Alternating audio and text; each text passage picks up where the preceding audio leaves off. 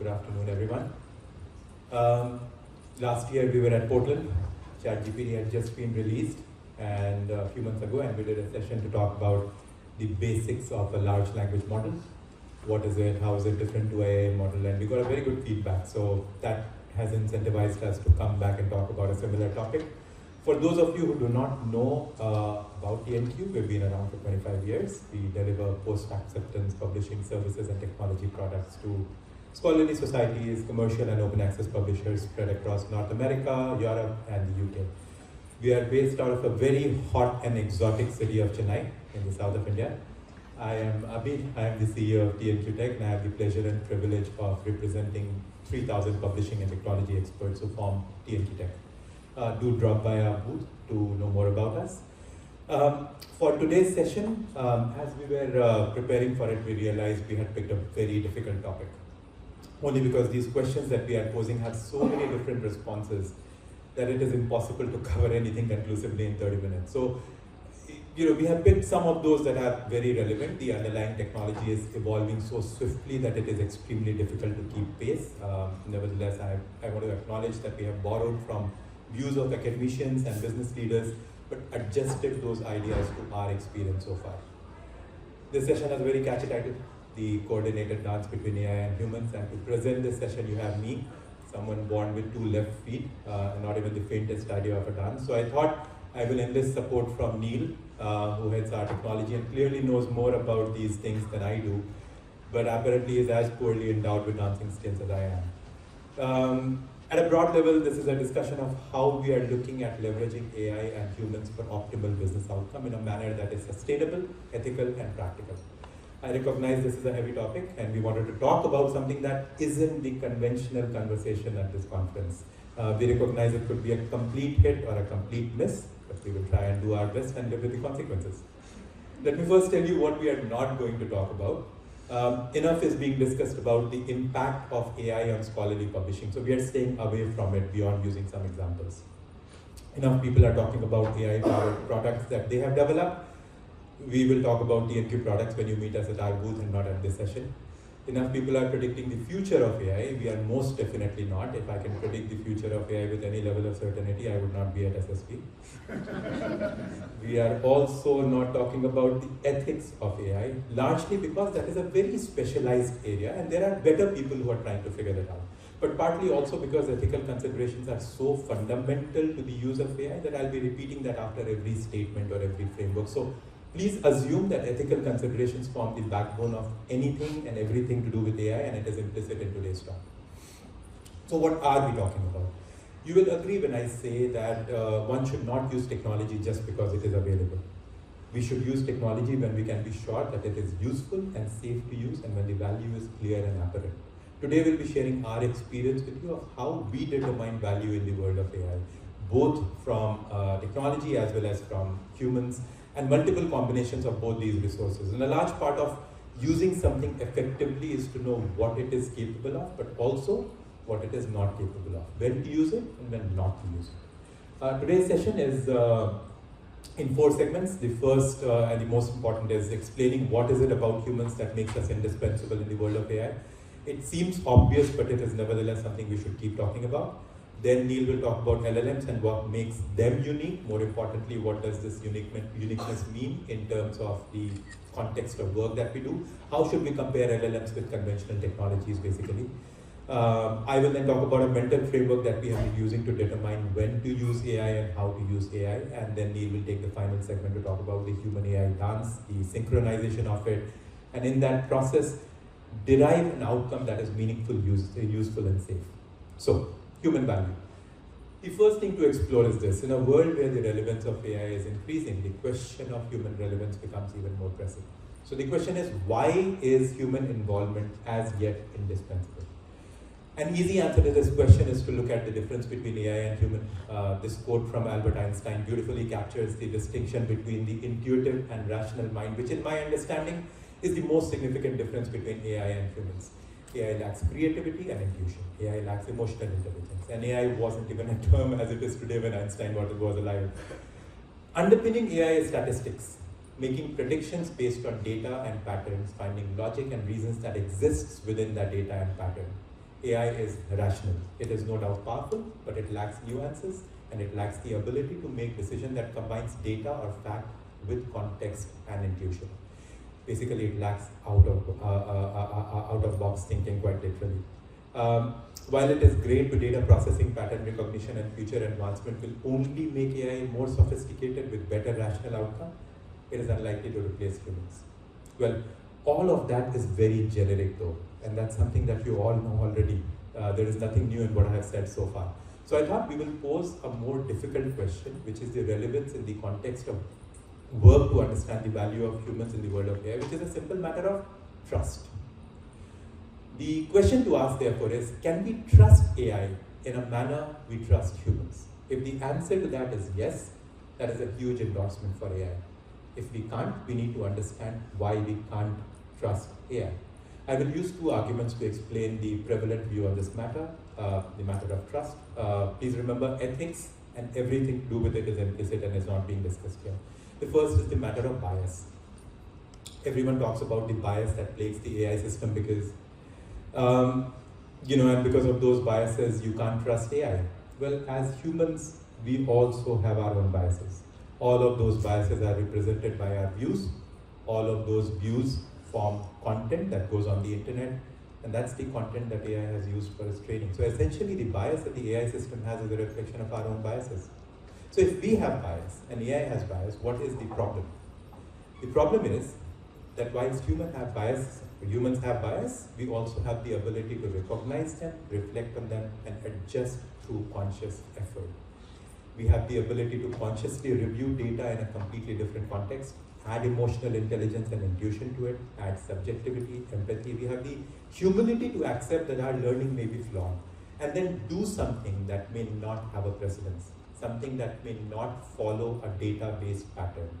AI can't do that, at least not without human intervention, which gives you a clue of where we are headed with this session.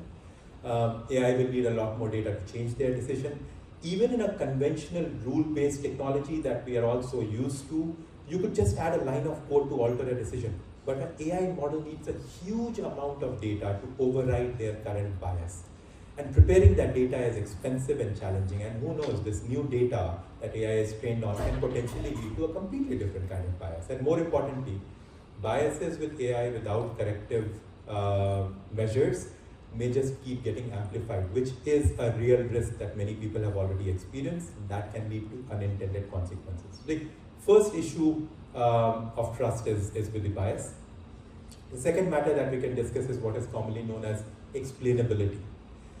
Humans have the ability to explain their decisions. We may choose not to, but we have the ability at least. Most AI models, especially the deep learning models, are black boxes. We know what goes in, we know what comes out, but the how is not entirely clear. And the more billions of parameters you have, the model's decision-making process becomes even more complicated and even more difficult to predict. So the AI model will provide you with an output, but without clear explanation of how it got to that output. LLMs recently have added what they call as referenceability, which is a step further, but not enough at all. They can tell you where they got the information from that helped them produce the output, but how still remains a black box. So the human's ability to explain their decision-making builds trust and accountability, and conversely, AI's inability to do so takes trust and accountability away from it. With these two things, biases and explainability being valid issue, I think it is safe to assume that trust in AI's output is likely to remain a questionable aspect in the foreseeable future, which is very important in determining the way we use AI in our work today. So we had set out to answer the question of why are humans yet indispensable in the world of AI. Intuition and creativity, ability to reflect on our bias, and the ability to explain our decision making are essentially what makes humans indispensable. This was an important thing to establish before we move forward. And there are many other reasons, but I think these three impact us on the work front the most. And before I bring Neil to talk about LLMs, I want to pose another interesting question. Humans make mistakes all the time. Why then do we accept that we can make mistakes, but AI has to be perfect? I had thought of this question, but never really thought about it. And again, it is very important to understand this from a work perspective. There was a long list of pointers to this, but in the interest of time, I've trimmed it down. We talked about biases and we talked about explainability. Both of these make it more acceptable to accept human mistakes, but not that of AI. When humans make mistakes, we have accountability. We can think about our decision making, apologize, take corrective actions. Unlike humans, AI operate without fear of job loss, without contractual obligation, without legal accountability. Basically, it acts with impunity. That makes it okay and more acceptable to accept human mistakes, but not that of AI. Humans are considered to be subjective, whereas AI is expected to be objective, or at least perceived to be objective.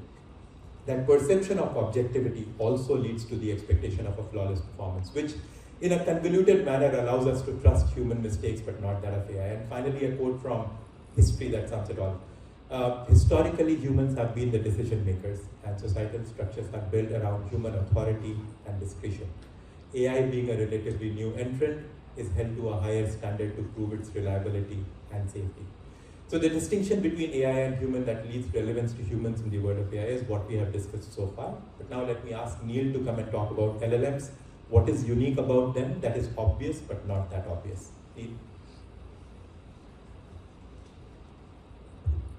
Great. So we heard from Abhi about the relevance of humans. Now let me share our perspective on how we see AI, especially in the context of LLMs, and their unique attributes and capabilities. So if you think about conventional technologies that we have been using so far, it always had a very clear input and a very clear output. Its input was objective and largely predictable was the output. Think of a website, a workflow, a tool, everything had a range of predetermined scenarios. Of course, there is complicated programming in between and calculations, but input and output both remain largely objective. And in the world of AI, this notion has been challenged. And to understand AI-human interaction, it is very important to understand why AI, particularly LLMs, are not the same as conventional technology. Otherwise, we run the risk of taking our traditional understanding of making technology work for us and apply it to AI with potentially disastrous outcomes. So, let me present to you a framework that has helped us understand AI better. It is called Dialog Dynamics Grid. In simple terms, it creates a broad classification based on input and output of the system and whether they are subjective or objective. Like I mentioned, conventional technologies excelled in scenarios where both input and output were objective. And that's why we have become fairly adept at managing these situations. So we call it deterministic output. But the large language models, for example, ChatGPT, they are designed to handle subjectivity in both input and output, which puts it at the other end of the spectrum called creative synthesis. Think about problems we typically solve today. They usually have objective outcomes which conventional technologies handle well. But these technologies lack the ability to process subjective inputs and outputs effectively. So our experience with them has always been very objective. And the emergence of LLMs has fundamentally shifted this very paradigm. And with LLMs, interactions are no longer confined to predefined parameters, and hence creative synthesis. Or simply put, brainstorming with AI. So previously, brainstorming required human collaboration. Now, it can be done with LLMs. And I'm sure you would have experienced LLMs are generally pretty good at it. And that happens because that's the design of the system. But it may not be as good in giving you an objective output to your objective input, because that's not what it is meant for. So, in expecting LLMs which is very capable of creative synthesis and to behave like traditional technology and still provide a deterministic output, we are trying to apply an expectation to LLM that it isn't designed for. And when the outcome isn't what we expect, we don't get that, it causes doubts in our mind about LLM as a technology. And in that process, we as the users of this technology are setting it up for failure. So, if we have to get LLMs to produce a deterministic output, we have to make it work differently. And that's where humans come in. To get an LLM to maximize its subjective assessment capability, but guide it to produce a deterministic output using human intervention. hold on to that thought. That's what I'll come back and discuss. But before that, I'll let Abhi talk about his mental model of how and in what scenarios AI is useful and how to use it. Right. So we all acknowledge that technology is changing, and therefore our approach to deal with technology must also change. Neil gave you an idea of what's different in Gen AI compared with conventional technologies. Conventional technology was a brute force that applied to all scenarios. AI isn't. Not just because of the subjectivity of input and output, but also because of the trust and explainability that we have discussed before. Before we go further, I want to talk about two things that we have experienced that might be helpful when you are thinking about technology in general and AI in particular. The first is automation. For the longest, we have considered automation as the final goal. But as we at TNQ Tech started understanding AI at a deeper level than simply using it as a tool, the thing that we realized was that automation is perhaps not the best goal to have. Automation improves efficiency to a degree, but it is not always synonymous with optimal result or optimal outcome. An efficient system is basically optimized for doing things with minimal waste. That's a very manufacturing industry term that we have all adopted for the longest. It isn't effective. Effectiveness, on the other hand, or having an effective system, is doing the right things to achieve the desired outcome. And in a new world where we have to balance AI and human strength, we have to understand and define the outcome. If we still keep thinking about AI in terms of automation, we will always hesitate in using it because AI is not about automation. It does not follow the same conventional patterns of technologies that we are currently used to. This can be best illustrated by what we call as error awareness, the ability of AI system to determine where it has gone wrong and therefore ask humans for help. Our entire technology vision is based on this one fundamental principle. We don't have time here, and I'll be happy to discuss what error awareness means if you find us outside this room. So with that background, let's look at a mental framework we use to determine when and how to use AI. I believe you will immediately relate to it, and it is important to state that this isn't prescriptive, it is only indicative. In this approach, we look at repeatability of a task or an action. A repeatability in the context of AI means there will be a huge amount of data from where patterns can be determined, which makes it easier to train an AI system. On the other hand, if the task or action isn't repeatable, well, the data availability might be sparse, and the outcome of the trained system will be subjective and inaccurate. On the other axis, we have the criticality or impact of the outcome of any task or action. So let's look at these four quadrants one after the other. If the repeatability of the task is very low, meaning the task does not follow a pattern, and the criticality or impact of the outcome is very high, this is a very risky scenario in which AI should be, we should consider using AI. And I'll give you an example which can be controversial, but consider peer review. That is not an exact science. It has nuances that cannot be captured in data and patterns. Again, focus on the overall activity of peer review and not individual particular tasks. AI can most definitely be used to produce an output because it has the ability to analyze huge amount of data and huge amount of content in a scalable manner human can't. But the use of AI must be initiated by a human, and the outcome must always be reviewed and acted on by the human. This grid allows or expects a trust system that should be near zero. The second is, if the repeatability of the task is high, meaning the task does follow a pattern, but the criticality or impact is also very, very high. No, we go back. Sorry. This is one of the scenarios of human AI coordination that has got great potential. This is a trust but verify scenario where we let AI do its magic and insert a human in the loop, either in the middle or at the top, to verify the output. Whether you verify 100% of the output or you verify a lower percentage depends on your perception of the criticality or the risk to your business. I think aspects of research integrity falls under this category. We have data and patterns that are emerging.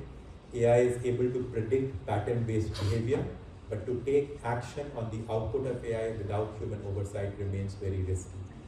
This is a scenario where AI is supplemented to human. Human should always be at the end of the loop to make the final decision.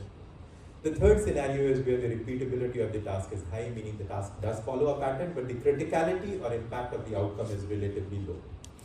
This is an ideal AI-human conversation or coordination scenario. This is the low-hanging fruit. This is a trust and accept scenario, but with the realization that AI might mistakes make mistakes, and that should be okay, just like humans do. You can have a trust but verify mechanism for this too, but on a sample basis. I would say copy editing falls in this category. Maybe not the language part of it, but the mechanical part of it, because the impact of capitalization going wrong is perceived, not real. But the impact of a language error changing the meaning of research is very, very high. Hence, this distinction is necessary. These are scenarios where human can be at the middle of the workflow, at the end of the workflow, and sometimes with very careful consideration, humans might not be needed at all. This is where AI is very complementary to humans. And the fourth scenario is where repeatability of the task is low, meaning the task does not follow a pattern, and the criticality or outcome is also low. This is a very confusing scenario. The only thing that I'll say to this scenario is consider using AI only if it is a lot cheaper than humans. And even that would require a lot of testing and verification, because the exploration of AI itself is a very expensive beginning. So to be honest, for the moment, anything that comes in this area, we are happy to ignore and concentrate on other areas. We don't have to solve all problems at the same time. If we can solve the 20% of the problem that have 80% impact, I can assure you that none of those ideas fall within this particular quadrant. All of this looks simple and straightforward in a framework, but that's it's not easy to incorporate.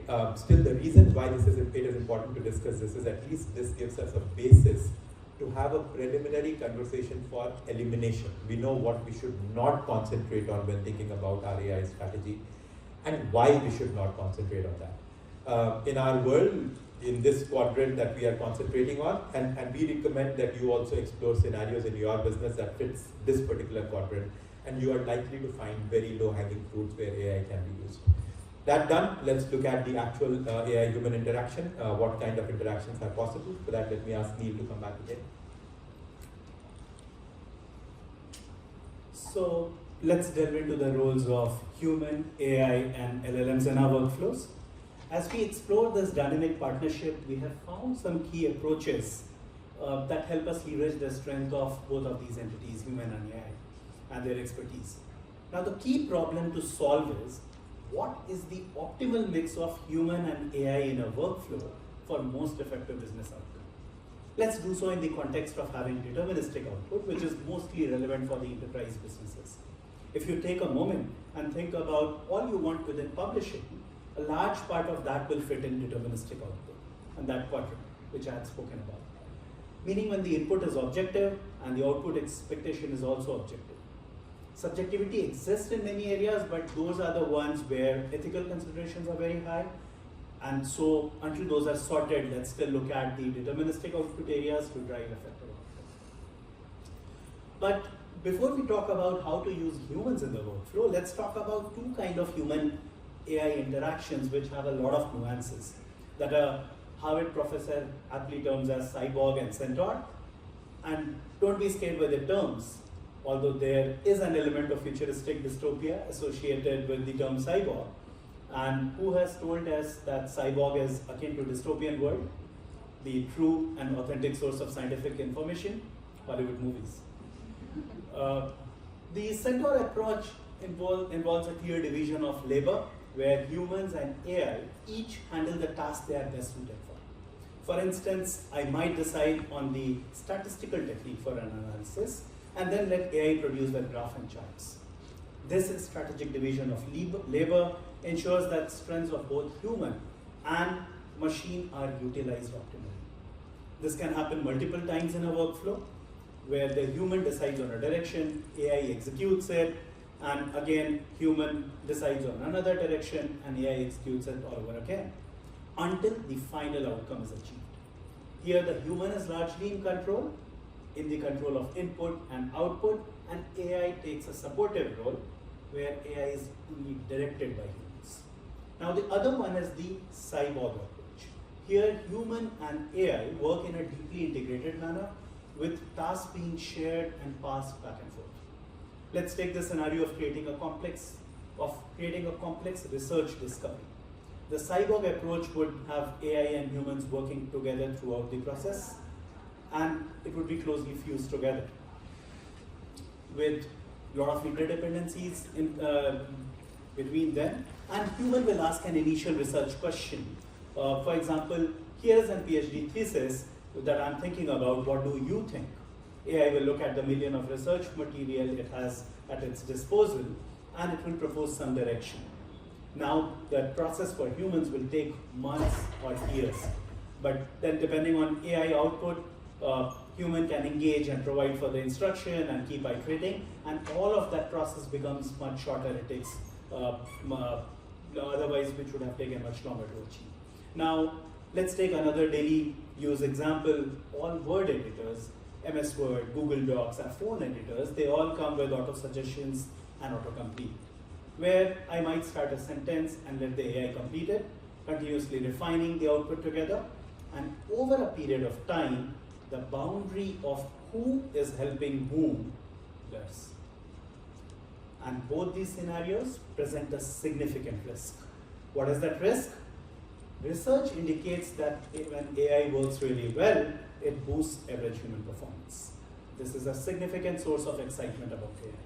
But when AI performs exceptionally well, humans may start relying on it blindly, which is in some ways similar to highway hypnosis, where drivers on a familiar route zone out, and they rely more on their mental predictions than on actual visual feedback, where people can become overly dependent on AI, paying less attention and trusting it blindly. So Abhi mentioned the lack of trust in AI, and I'm talking about the opposite, over-reliance and blind trust in AI. So now, with the understanding of cyborg and centaur concept as a broad approach to look at human-AI interaction, let me take you back to the DDG model, and there with a focus on the segment where deterministic output is required. Considering the multiple parameters like the nature of input, task complexity, criticality, cost, etc., we look at designing the workflow. The variables in such workflow could be who triggers the task, human or AI. If AI has triggered a task, can it finish on its own end-to-end? Possible, but mostly not the case. Where exactly is the human in the loop needed? Who validates the completion of the task, human or AI? The ideal situation is knowing where AI will perform better, faster, or cheaper than humans, and if AI can recognize when to ask humans for help. Abhi spoke about error awareness, which is our approach of doing this with technology in general, but AI in particular. It enables the models to prompt for human intervention when it's not sure of the correctness of its output, based on a predefined confidence score threshold. So depending on the purpose of placing a human in the loop, the human with the respective skill needs to be there. And we know from our experience, exception handling often requires people with exceptional skills. Addressing these questions help us creating the workflow that balances human and AI contributions effectively. Right. So let's put all of this together. We touched upon the irreplaceable value of humans in AI-driven workflow, focusing on their strengths that can be leveraged. The value of human, conversely, also tells us the limitations of AI.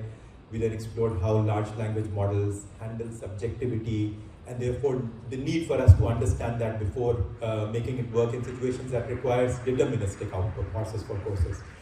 And for which we looked at the DDG framework, and we also looked at the cyborg centaur concept to illustrate how to navigate and optimize human-AI interaction for the most optimal outcome.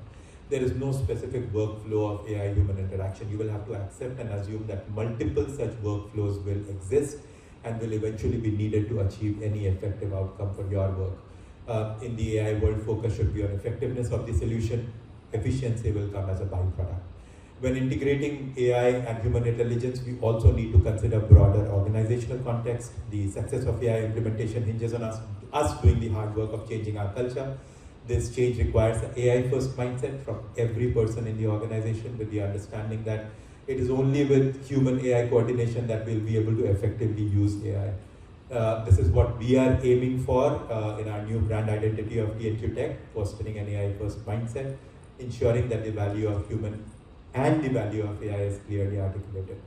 So the original question of how we coordinate and balance the dance between humans and AI, what we wanted to convey from the session is that there are multiple choices and multiple approaches. The frameworks we presented should give you a guideline, but that must be tailored to your specific environment, specific use case, and specific business risk appetite. Just remember, the best dance happens when both partners know when to lead and when to follow, and in this AI-human interaction, we have to acknowledge that We will sometimes lead and we will sometimes follow. But what matters most is that the human AI coordination leads to an effective outcome. Thank you very much.